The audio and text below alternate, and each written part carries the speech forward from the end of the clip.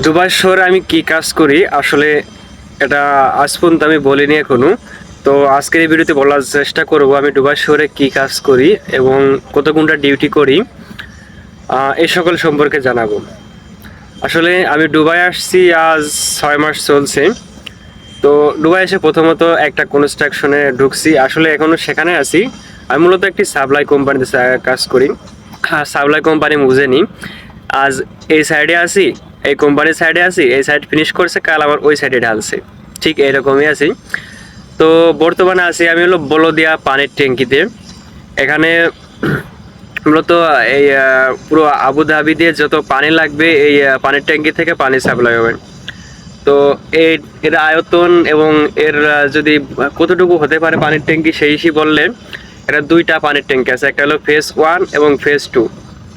এই দুইটা পানির ট্যাঙ্কি মিলে আপাতত দুইটা সাইডটা ক্রিকেট স্টেডিয়াম হবে।